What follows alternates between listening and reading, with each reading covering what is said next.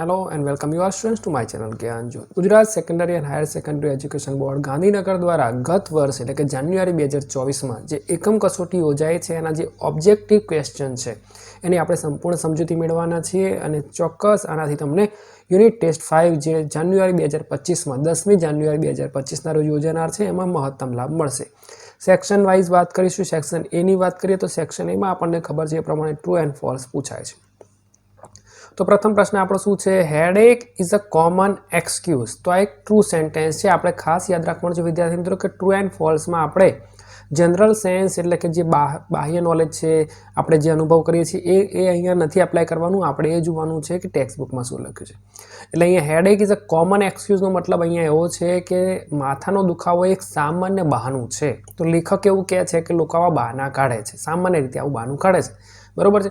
હવે આપણને કદાચ એવી ખબર હોય કે આપણને માથું દુખતું જ હોય એટલે કે આપણું બહાનું ના કાઢ્યું હોય એવું બને, પણ આપણે એની ચર્ચા નથી કરવાની. આપણે આ જોવાનું છે. તો આ વાક્ય અહીંયા ટેક્સ્ટ બુક રિલેટેડ છે અને એટલે ટ્રુ સેન્ટેન્સ. ત્યારબાદ સેકન્ડ નંબર શું કહે છે? Headache is a જનરસ gift of God. ભગવાન તરફથી આપણને એક ઉમદા મળેલી ભેટ છે. તો ટેક્સ્ટ બુકમાં આવું લખ્યું છે, બાકી જનરલ આવું કંઈ છે નહીં. તો આપણે આને પણ ટ્રુ સેન્ટેન્સ સમજવું પડશે. ટેક્સ્ટ બુકમાં આવું છે એટલે. 3 નંબર શું કહે છે? ઇનડિસ્પોઝિશન એટલે અસ્વસ્થતા is a word used by eminent person. જે પ્રતિષ્ઠિત લોકો છે, ઉચ્ચ કક્ષાના પૈસાવાળા, સમજો ને, સોફેસ્ટિકેટેડ પર્સન, એ લોકો આ ઇનડિસ્પોઝિશન શબ્દનો યુઝ કરે છે. તો ચોક્કસ આ એક ટ્રુ સેન્ટેન્સ છે. કઈ રીતે? ટેક્સ્ટ બુકના આધારે. 4 નંબર નો અધર એલમેન્ટ. એલમેન્ટ એટલે રોગ, પીડા. Can be so easily mentioned. આટલી સરળતાથી આપણે નથી કરી શકતા વિથ ઇમ્પ્યુનિટી. શું કહેવા માગે છે કે બાકીના જે રોગ છે, આપણે નોર્મલ ઘણીવાર એવા રોગ થયા હોય કે જે આપણે કોઈને કહી શકતા નથી હોતા. તો આપણે એ વખત શું કહીશું કે મને માથું દુખે છે. એટલે કે બાકીના રોગ આપણે જાહેરમાં નથી કહી શકતા. આ એક સેન્ટેન્સ ટ્રુ સેન્ટેન્સ છે. જ્યારે માથાનો દુખાવો આપણે કહી શકીએ છીએ. બરાબર છે. એ પાઠના રિલેટેડ ટ્રુ છે. 5 number students complain of severe headache. વિદ્યાર્થીઓ શું કરે છે? કમ્પ્લેન કરે છે ગંભીર માથાના દુખાવાની. When they are asked to do physical exercise. પાઠમાં આવે છે કે વિદ્યાર્થીઓને જ્યારે કસરત કરવાની હોય ત્યારે એ બહાનું કાઢવા તૈયાર હોય છે કે મને માથું દુખે છે, જેથી કસરત કરવાથી બચી શકાય. બરાબર. તો એ રીતે આ વાક્ય ટ્રુ સેન્ટેન્સ છે. બાકી એવું બને કે તમને કસરત કરવી ગમતી પણ હોય અને તમે એવું બહાનું ન કાઢતા હોય, એટલે આપણે એ સંદર્ભમાં નથી જોવાનું. આપણે જોવાનું છે ટેક્સ્ટ બુકના સંદર્ભમાં. સેન્ટેન્સ નંબર 6 શું કહે છે કે headache is more physical issue than psychological issue. ખરેખર આપણને તો એવું જ લાગે કે માથાનો દુખાવો એક શારીરિક રોગ છે, શારીરિક તકલીફ છે, માનસિક તકલીફ નથી. આપણને એવું લાગે, પણ ટેક્સ્ટ બુકમાં એવું નથી લખ્યું. ટેક્સ્ટ બુકમાં ઊંધું લખ્યું છે. ટેક્સ્ટ બુકમાં શું લખ્યું છે? Headache is more psychological. અહીં ફિઝિકલ છે ને એના બદલે શું આવે? સાયકોલોજીકલ ટેક્સ્ટ બુકમાં છે. Issue than a physical issue. એટલે લેખકને એવું લાગે છે કે માથાનો દુખાવો એ માનસિક વસ્તુ છે, શારીરિક એવો કોઈ રોગ હોતો નથી. કોને એવું લાગે છે? આર.કે. નાયર એટલે લેખકને એવું લાગે છે. એટલે આ પાઠના અનુસંધાનમાં આ સેન્ટેન્સ ફોલ્સ છે. 7 headache helps medical industries to earn a lot. True sentence. માથાના દુખાવા વિષય પર દવાઓની શોધ થઈ છે. ડૉક્ટર પેલા ઓપ્ટિશિયન્સની વાત અંદર લખી છે કે ચશ્મા આપણને બનાવી આપશે, આપણને માથું દુખે છે. દવાઓ ઘણા લોકો પેલી ટ્યુબ્સ લઈને ફરતા હોય છે. એટલે કે મેડિકલ જે છે ઇન્ડસ્ટ્રી, એને પૈસા કમાવાનો મોકો મળી ગયો છે માથાના દુખાવાથી. અથવા એવા લેખકને લાગે છે કે આવો કોઈ રોગ નથી છતાં મેડિકલ ઇન્ડસ્ટ્રીઝની આવક થઈ રહી છે. તો એ સંદર્ભમાં આ ટ્રુ સેન્ટેન્સ છે. બરાબર છે. 8 નંબર હેડેક ઇઝ એસેન્શિયલ. જરૂરી છે ફોર મેન્ટેનિંગ હ્યુમન રિલેશનશિપ. માનવીય સંબંધો જાળવી રાખવામાં માથાનો દુખાવો શું છે? In working order. બરાબર, વ્યવસ્થિત ચાલે એના માટે માથાનો દુખાવો જરૂરી છે. હવે એનો મતલબ આવો કંઈક છે કે વ્યક્તિને ક્યાંય જવું નથી, બર્થડે પાર્ટીમાં ફોર એક્ઝામ્પલ નથી જવું તમારે. તો તમે એમ કહેશો કે મારે નથી જવું ના, પણ તમે એમ કહેશો કે મને માથું દુખે છે એટલે આરું મારાથી અવાશે નહીં. તો હ્યુમન રિલેશનશિપ છે એટલે બગડતા નથી સંબંધો. કંઈ નહીં, કેમ ના આવે? તો કે માથું દુખે છે. બરાબર, રિલેશન બગડતા નથી. એ સંદર્ભમાં, પાઠના સંદર્ભમાં ટ્રુ સેન્ટેન્સ છે. ત્યારબાદ આપણે આગળ વાત કરીશું. સેક્શન એમાં જ છે select the most appropriate language function given in the bracket. From the બ્રેકેટમાંથી આપણે પસંદ કરવાના છે. અને જોઈએ તો શું છે? Expressing purpose. પર્પઝ એટલે ધ્યેય, હેતુ, ઉદ્દેશ સમજાવવાનો છે. એના માટેના શબ્દો છે to, for, in order to, in order that, with a view to, બરાબર છે, આવા શબ્દો છે. રિપોર્ટિંગ એટલે ડાયરેક્ટ ઇનડાયરેક્ટ સ્પીચ, જેમાં આપણે આસ્ક્ડ, ટોલ્ડ, ઇન્ક્વાયર્ડ, ઇન્ફોર્મ્ડ, એક્સક્લેમ્ડ વાળા શબ્દો હશે. હેબિચ્યુઅલ એક્શન ઇન પાસ્ટમાં શું હશે ભાઈ? હેબિચ્યુઅલ એક્શન ઇન પાસ્ટમાં હશે યુઝડ ટુ. એક્સપ્રેસિંગ કોન્ટ્રાસ્ટ એટલે વિરોધ દર્શાવવું. વિરોધ દર્શાવવામાં શું હશે? બટ, યેટ, સ્ટીલ, ધો, ઓલ્ધો, ઇવન ધો, હાઉએવર, ઇનસ્પાઇટ, ડેસ્પાઇટ ઓફ, બધું આ બધું જ છે ઇનસ્પાઇટ ઓફ, ડેસ્પાઇટ વાળા જે છે. મેકિંગ સપોઝિશનમાં તો આપણને ખબર છે એઝ ઇફ અને વરવાળું. મેનર ઓફ એક્શન જે છે એમાં એઝ અને લાઇક વચ્ચે આવે. અને ડુઅર ઇઝ નોટ ઇમ્પોર્ટન્ટ એટલે કે પેસિવ કન્સ્ટ્રક્શન અથવા પ્રોસેસ, ડિસ્ક્રાઇબિંગ પ્રોસેસ, એમાં કર્મની વાક્ય રચના હોય, પેસિવ વાયની વાક્ય રચના હોય, એ આપણે ધ્યાન રાખીશું. એક એક સમજીએ. ફર્સ્ટ નંબરનું સેન્ટેન્સ શું છે? The bank manager informed. અહીંયા ઇન્ફોર્મ્ડ મી અને પછી ધેટ, આ બંને જોવાનું છે. ઇન્ફોર્મ્ડ જે છે એના પછી ધેટ પણ આપેલું છે સંયોજક, એટલે અહીંયા આપણને ખબર છે કે ડાયરેક્ટ ઇનડાયરેક્ટમાં એટલે કે ઇનડાયરેક્ટ નેરેશન છે. I could not do online transaction also, reporting આપણને ખબર પડી ગઈ. 2 નંબરનું સેન્ટેન્સ શું કહે છે? Mister Dave used to. Use to શેમાં આવે ભાઈ? હેબિચ્યુઅલ એક્શન ઇન પાસ્ટમાં આવે. યુઝ ટુ પછી આપણે જોઈ રહ્યા છે ક્રિયાપદનું મૂળ રૂપ છે, તો હેબિચ્યુઅલ એક્શન ઇન પાસ્ટ. તમે ભૂતકાળની કોઈ ટેવ વિશે પર વાત કરવા માંગતા હોય ત્યારે આપણે હેબિચ્યુઅલ એક્શન ઇન પાસ્ટ એટલે કે યુઝ ટુનો ઉપયોગ કરવાનો રહેશે. સેન્ટેન્સ નંબર 3 શું છે? People started Chipko movement. લોકોએ ચિપકો મુવમેન્ટ એટલે કે ચિપકો આંદોલન શરૂ કર્યું. શા કારણે શરૂ કર્યું? In order to stop. હેતુ, ધ્યેય, ઉદ્દેશ શું છે? To stop cutting down of trees. વૃક્ષોનું જે કપાણ થઈ રહ્યું છે, કટિંગ થઈ રહ્યું છે, એને અટકાવવા માટે છે. તો પર્પઝ છે એમનો. પર્પઝ શબ્દ કયો છે? ઇન ઓર્ડર ટુ શબ્દ છે. 4 નંબર સેન્ટેન્સ શું કહેવા માંગે છે જોઈએ. We went to Dhuvaran. શા માટે ગયા છે ભાઈ? With a view two. શા માટે? તો વિથ અ વ્યૂ ટુ પછી આઈએનજી યાદ રાખવાનું, ક્રિયાપદમાં આઈએનજી વાળું રૂપ. With a view two visiting a famous temple. ફરી આ પર્પઝ છે. In order to, in order that હોય કે વિથ અ વ્યૂ ટુ હોય, બરાબર છે. અહીંયા પર્પઝ છે.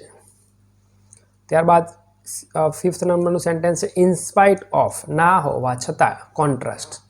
ઇન્સ્પાઇટ ઓફ વર્કિંગ હાર્ડ, બરોબર, સખત મહેનત કરવા છતાં he could not achieve success, એને સફળતા મળી નથી. વિરોધ દર્શાવે છે, કારણ કે જે વ્યક્તિ મહેનત કરે એને સફળતા મળવી જોઈએ, તો અહીંયા નથી મળી, તો વિરોધ છે. Expressing contrast. 6 નંબર રીટા રેન ફાસ્ટ. બહુ ઝડપ દોડી છે.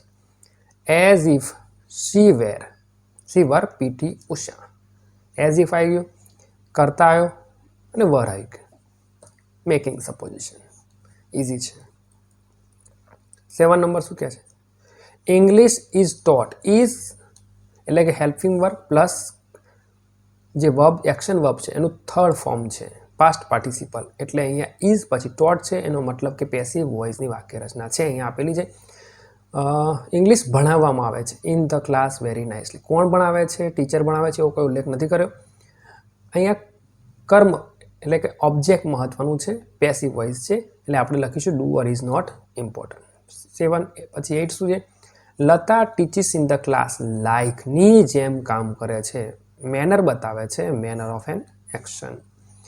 એક્સપર્ટ ટીચરની જેમ ભણાવે છે. સેક્શન બીની વાત કરીશું. સેક્શન બીમાં આમ તો કમ્પ્રિહેન્શનના પ્રશ્નો છે, પણ આપણે ઓબ્જેક્ટિવ પ્રકારના પ્રશ્નો જોઈએ, ખાસ કરીને જે ખાલી જગ્યાઓ છે. તો અહીંયા આપણે જોઈશું fill in the blanks with appropriate words given in the bracket. અહીંયા આપણે શું કરવાનું છે? બ્રેકેટમાં આપણને ઓપ્શન આપેલા હશે, ઉપર દેખાય છે, અને આપણા જે પેરેગ્રાફમાં એ ક્યાં સેટ થાય છે. 3 જવાબ હશે, એટલે કે બ્રેકેટમાં 3 શબ્દો હશે અને ખાલી જગ્યામાં 2 હશે, એટલે 2માંથી પેલા 3માંથી શોધીને લખવાનું.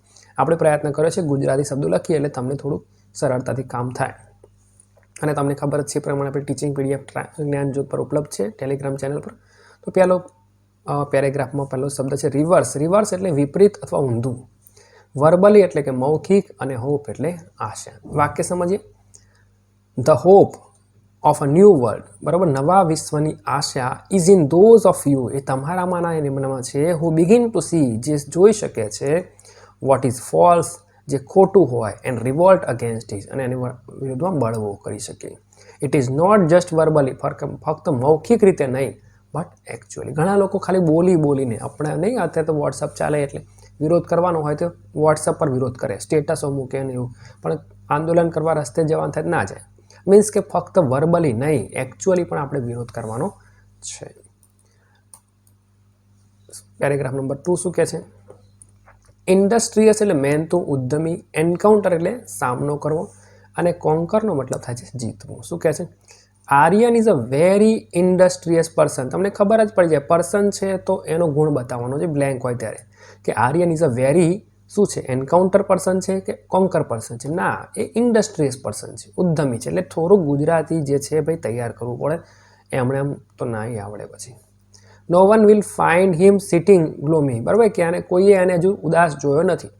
હી ઇઝ ઓલવેઝ રેડી. એ હંમેશા તૈયાર હોય છે. ટુ પછી ક્રિયાપદ આવશે. અહીંયા એટલી તો ખબર પડી જાય.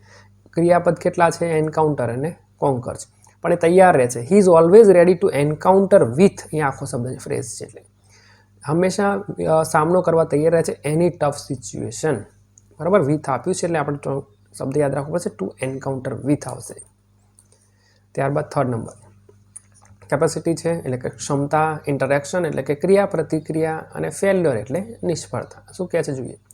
Nervousness in examination. પરીક્ષામાં જે નર્વસનેસ છે ને, એક્ઝામિનેશન હોલ રિઝલ્ટ, એનું પરિણામ શું આવે છે? From the interaction between mind and emotion. તમારા મન અને તમારી લાગણીઓ વચ્ચેનું જે આદાન પ્રદાન થાય છે, ક્રિયા પ્રતિક્રિયા થાય છે, એના લીધે ઘણીવાર નર્વસનેસ આવી જાય છે. સમજવાનો પ્રયત્ન કરે તો કંઈક એવું છે કે આપણે પરીક્ષામાં બેઠા છીએ ને આપણને ન ગમતા અથવા બહુ જ સ્ટ્રીક એવા કોઈ સુપરવાઇઝર આવી ગયા છે, આપણે એના ટેન્શનમાં હોઈએ છીએ કે સાહેબ આવ્યા છે, આમ કરશે તેમ કરશે, એના લીધે જે આવડતું હોય એ પણ ઘણું ભૂલી જઈએ છીએ. તો એ જ વસ્તુ અહીંયા સમજાય છે કે એક્ઝામ હોલમાં આવું કંઈક થાય છે. A students medical capacity. એક વિદ્યાર્થીની માનસિક ક્ષમતા જે છે, has helped him to retain. એ એને યાદ રાખવામાં મદદ કરે છે, પણ સમસ્યાઓ જ્યારે આવે ત્યારે બધું ભૂલી જાય છે. નોર્મલ આપણે ક્લાસની જ વાત કરું તો કોઈ પ્રશ્ન આપણે પૂછીએ, ટીચરે તમને કોઈ પ્રશ્ન પૂછવાના હોય ક્લાસમાં, તો જેને પ્રશ્ન પૂછ્યો હોય ને બિચારો એ ગભરાઈ જાય, એ થોથવાઈ જાય, એને જવાબ ના આવડે. પણ જેને ના પૂછ્યો ને બેઠો હોય ને બિચારો, એને જવાબ આવડતો હોય, કારણ કે એને ટેન્શન હોય ને, એ સ્ટ્રેસમાં ના હોય, એટલે એને આવડે. બરાબર છે? પૂછ્યો ના હોય ત્યાંની વાત છે. પછી પૂછ્યા પછી એને ભૂલી જતા અલગ વસ્તુ છે, પણ જેને પૂછ્યો છે ને એ બિચારો ટેન્શનમાં હોય, એને બીક હોય, એટલે એ થોડુંક એને સમસ્યા છે. તે જ વસ્તુ અહીંયા તારી વાત કરી છે કે માનસિક રીતે કેપેસિટી ઘણીવાર શું કરે છે, આપણને યાદ રાખવામાં મદદ તો કરે છે, પણ સ્ટ્રેસ આપણને બધું ભૂલાઈ દે છે. 4 નંબર શું છે? રિવેટેડ એટલે કે ધ્યાન આપવું. રિપ્રાઇમેન્ડ એટલે ઠપકો આપવો. સ્કોલ્ડ પણ એક શબ્દ છે, અને વર્ચ્યુસો પરફોર્મન્સ આપણે કદાચ વર્લ્ડ ડિઝનીમાં પણ સાંભળ્યું હશે, શ્રેષ્ઠ પ્રદર્શન. ધ ડાન્સ ટીમ રિસીવ્ડ એટલે કે મળ્યું અ સ્ટ્રોંગ રિપ્રાઇમેન્ડ, એ ઠપકો મળ્યો. In the second round from the જજીસ. જજ દ્વારા એમને બીજા રાઉન્ડમાં ઠપકો આપવામાં આવ્યો. ભાઈ કંઈક પ્રદર્શનમાં પ્રોબ્લેમ થયો, ઠપકો મળ્યો. તેથી દે કેમ વિથ વર્ચ્યુસો પરફોર્મન્સ, એટલે એમનું શ્રેષ્ઠ પ્રદર્શન સાથે આવ્યા. ઇન ધ નેક્સ્ટ રાઉન્ડ, અગાઉના રાઉન્ડમાં એમનું પ્રદર્શન સુધરી ગયું. ટૂંકમાં આવું કહેવા માગે છે.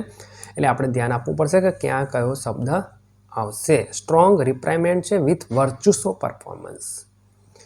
ત્યારબાદ 5 નંબર ટેક્સ્ટબુકનું જ્યારે વાક્ય હોય ત્યારે આપણે બહુ કંઈ પ્રયત્ન કરવાની જરૂર નથી, આપણે સમજી લઈશું છતાંય.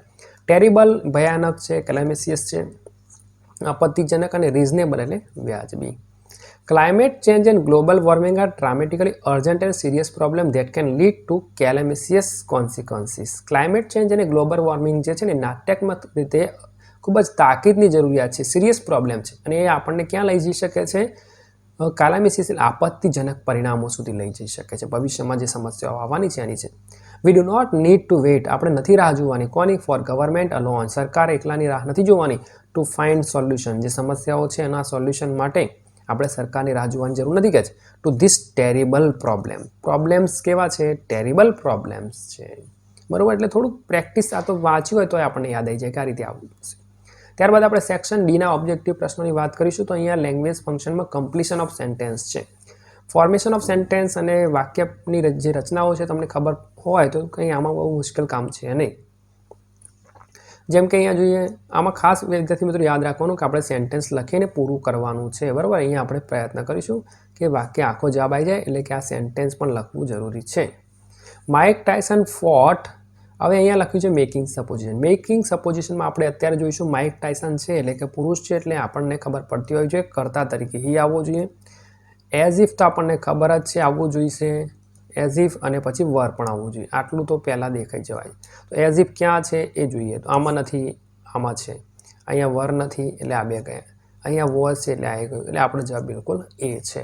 આટલી પ્રેક્ટિસ કરીશું. ખાસ MCQમાં એક ધ્યાન એ રાખવાનું કે શું જવાબ ન આવે એ પહેલાં પ્રયત્ન કરવાનો કે આ તો ખોટું છે, આ તો ખોટું. પછી જે રહે બરાબર ને આપણે ફિલ્ટર કરી દેવાનું કે આટલું તો ના આવે, એટલે સરળતાથી આપણા જવાબો ખોટા પડવાના જે ચાન્સીસ છે ઓછા થઈ જશે.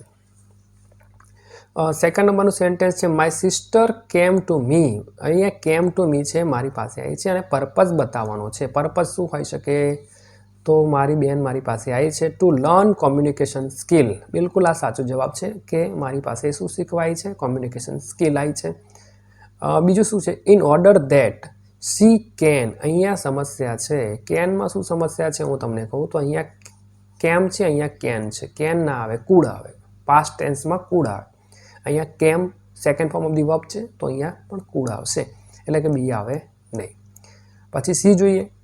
વિથ અ વ્યૂ ટુ, પછી ING પરફેક્ટ છે. Communication skill with a view two learning communication skill perfect sentence છે, એટલે કે એ અને સી બંને સાચા છે. પણ આપણો અહીં જવાબ લખ્યો છે D, both A and C, એટલે પરફેક્ટ આપણો જવાબ શું થશે?